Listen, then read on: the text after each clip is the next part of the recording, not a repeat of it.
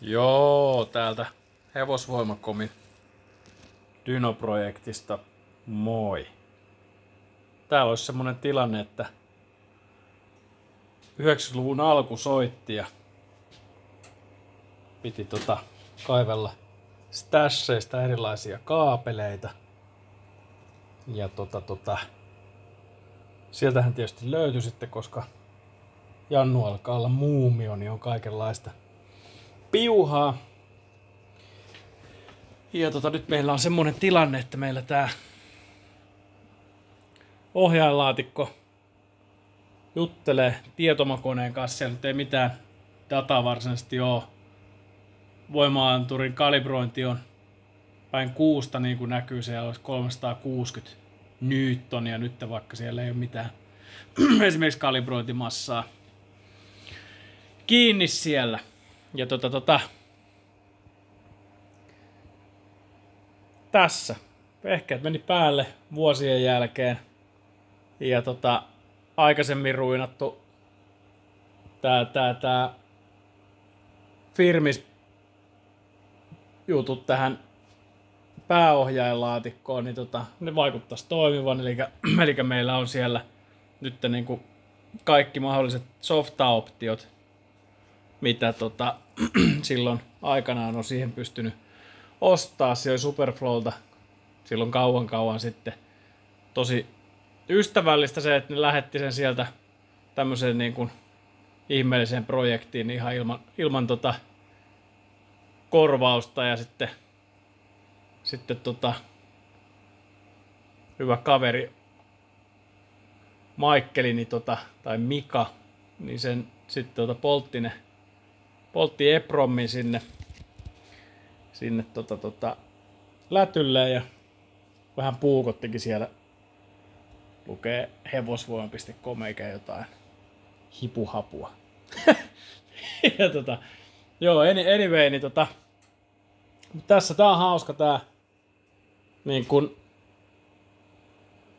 toi on stepperimoottorin hallintapurkki.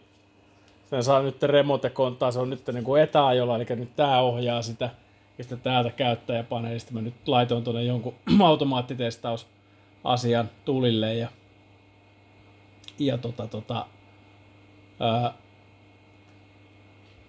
tälleen. Mutta tosiaan niin tämähän siis ohjaa pelkästään tuolla jarrun alla olevaa venttiiliä. Tää on niinku tän kokoinen. Varmaan kestää ydinsodan tai jotain. Se on niinku tosta kun laittaa manuaalia, pyörittelee nyt se stepperi liikkuu siellä, sitten voidaan käydä tuossa katsomassa mitä tarkoitan, niin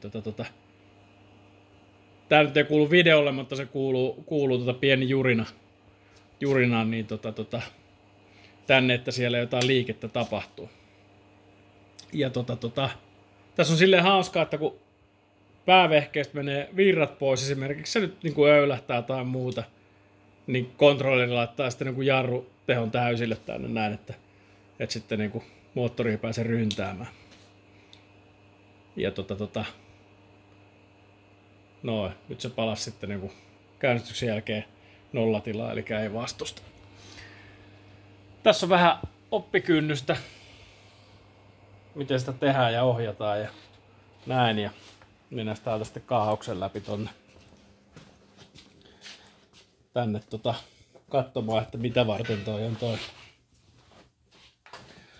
koko iso laatikko, niin se on tosiaan toi. Mä luulen, että se varmaan voisi tulla jollain vähän köykäisemmälläkin sovelmalla toimivaksi, mutta enpä siihen nyt meinaa mitään tehdä, koska se nyt ainakin näennäisesti toimii. Ja tai niinku toi, ei siinä nyt varmaan mikään nopeudet ja mikään muu ole semmosia, niinku, että mitä nykyään tai muistipaikat tai muut sitten niinku siinä pääohjainlaitteessa on niinku sillä tavalla, että se olisi niinku ajanmukainen millään tavalla, mutta nyt tosiaan niinku tärkeintä on saada nyt täällä niinku tää koppi instrumentoitua ja toimimaan nämä kaikki ja saada pakokaasuimut tänne toimimaan ja sitten tuolta tosiaan pitää keskipakopuhallin. Mä ajattelin siirtää sen tuonne pihalle ja laittaa sen sitten tuohon pakokaasuimuriin. Ja sitten tuolta sitten korvausilmaa. Jostain tuolta varmaan seinästä läpi tai jotain. En tiedä vielä, miten mä sen meinaan tehdä. Ja tossa on sitten tommonen Mitsubishin Alfa XL logiikka, mikä sitten niinku tällä hetkellä se ohjaa generaattorin lämmön talteenottoa. Ja se tulee siihen samaan yhteyteen sitten, niin kun sit sillä ohjataan noi vesipumput ja kaikki puhaltimet ja näin päin pois. Ja silleesti. Ja nyt on silleen hyvä fiilis, että pitkästä seisonnosta huolimatta niin vanha rauta lähti sykkimään ja mistään ei tullut savua ja asiat nähtävästi toimii ja näin päin pois. Ei ole lyijytyntä tinaa eikä pintaliitoskomponentteja siellä, kuulkaas. Ei mitään, näihin tunnelmiin täältä ja palataan tässä piakkoin lisää, kun homma taas vähän etenee. Nyt, ai niin, kattokaa tätä. Siinä paskainen ikkuna, mutta siellä sitten mies ja korkea otsa heijastelee takaisin. Moi!